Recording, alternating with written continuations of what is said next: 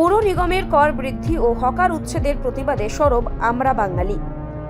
বুধবার আগরতলায় আয়োজিত এক সাংবাদিক সম্মেলনে রাজ্য সরকারের জনবিরোধী নীতির তীব্র সমালোচনা করেন আমরা বাঙালি সংগঠনের ত্রিপুরা প্রদেশের সম্পাদক গৌরাঙ্গ পাল। তিনি অভিযোগ করেন যে স্মার্ট সিটির নামে আগরতলা শহরকে সাজানোর দোহাই দিয়ে সাধারণ মানুষের ওপর করের বোঝা চাপিয়ে দেওয়া হচ্ছে। আগরতলা পুর নিগম এলাকায় বসবাসকারী নাগরিকদের ওপর স্বাভাবিক হারে সম্পত্তি কর বৃদ্ধি করা হয়েছে, যা মধ্যবিত্ত ও নিম্নবিত্ত মানুষের জীবনকে অতিষ্ঠ করে তুলেছে। গৌরাঙ্গ পাল জানান যে বর্তমান সরকার ক্ষমতায় আসার আগে প্রতিশ্রুতি দিয়েছিল মানুষের উপর করের বোঝা চাপাবে না, কিন্তু বাস্তবে দেখা যাচ্ছে প্রতি বছরই কোনো না কোনো উছিলায় পুরো কর বাড়িয়ে দেওয়া হচ্ছে। বিশেষ করে শহরতলির যে অংশগুলি নতুন করে পুর নিগমের অন্তর্ভুক্ত করা হয়েছে সেখানে নাগরিক পরিষেবা বলতে কিছুই নেই, অথচ কর আদায়ের ক্ষেত্রে সরকার অত্যন্ত কঠোর। সাংবাদিক বৈঠকে গৌরাঙ্গ পাল হকার উচ্ছেদ প্রসঙ্গে ওপর বিশেষ গুরুত্বারোপ করেন। তিনি বলেন যে শহরের সৌন্দর্য বৃদ্ধি বা যানজট মুক্ত করার নামে হকারদের অমানবিক উপায়ে উচ্ছেদ করা হচ্ছে। 1980 সালের পরবর্তী সময়ে রাজ্যের বিভিন্ন প্রান্ত থেকে মানুষ জীবিকার তাগিদে আগরতলা শহরে এসে আশ্রয় নিয়েছেন এবং ফুটপাতে ছোটখাটো ব্যবসা করে সংসার চালাচ্ছেন। সরকার তাদের কোনো প্রকার বিকল্প কর্মসংস্থান বা পুনর্বাসনের ব্যবস্থা না করে উচ্ছেদ অভিযানে নেমেছে, যা অত্যন্ত নিন্দনীয়। তিনি দাবি করেন যে উচ্ছেদ করার আগে অবশ্যই তাদের জন্য নির্দিষ্ট ভেন্ডিং জোন বা পুনর্বাসনের স্থায়ী সমাধান করতে হবে। এছাড়াও শহরের পানীয় জলের সমস্যা নিয়েও তিনি সরব হন। তিনি বলেন যে অনেক এলাকায় ট্যাপের জল ঠিকমতো পাওয়া যায় না, আবার কোথাও ড্রেনের নোংরা জল পানীয় জলের লাইনে মিশে যাচ্ছে।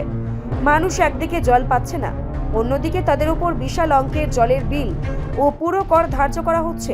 গৌরাঙ্গ পাল স্পষ্ট হুঁশিয়ারি দেন যে যদি অবিলম্বে এই বর্ধিত কর প্রত্যাহার করা না হয় এবং হকারদের পুনর্বাসন নিশ্চিত না করা হয়, তবে আমরা বাঙালি সংগঠন বৃহত্তর আন্দোলনে নামতে বাধ্য হব।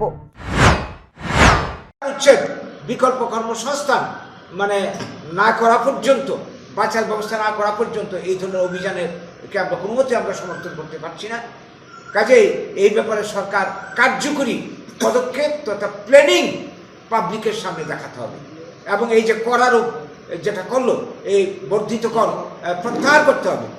প্রত্যাহার করে তারা নতুন করে চিন্তা ভাবনা করুক, যাতে রিজনেবল মানুষের যুক্তির মধ্যে যেটা কর সেটা ধার্য করলে কারোর আপত্তি থাকার কথা নয়, কিন্তু তার আগে চাই পরিষেবা, তার আগে চাই নগরবাসী, পৌর নিগম এলাকার যারা পুরবাসী তাদের যত সুবিধা সুযোগ, পানীয় জল থেকে শুরু করে রাস্তাঘাট, বিদ্যুৎ সব কিছু আমাদের পেতে হবে। কর আমরা কেন দেব? কর দেব আমাদের করের টাকা নিয়ে আমরা কোনো সুবিধা পাবো না, তাহলে আমরা কর আমরা কেন দেব? কাজেই এইটা আমাদের বক্তব্য। আমরা এরপরে আমরা আমরা অপেক্ষায় রয়েছি পৌর নিগম কর্তৃপক্ষের কাছে। আমরা এর আগেও আমরা এই নিয়ে কথা বলার জন্য আমরা সুযোগ চেয়েছিলাম, আমরা পিটিশন করেছিলাম, তারা আমাদেরকে সুযোগ দেয়নি।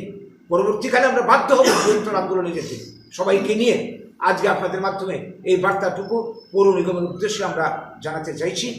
আমরা সেটাও আমরা বলবো, এই পৌর নিগম এলাকায় যে মতের দলমতের বিশ্বাসী, আমাদের এই পৌর নিগম এলাকার স্বার্থে সবাই এগিয়ে আসুন।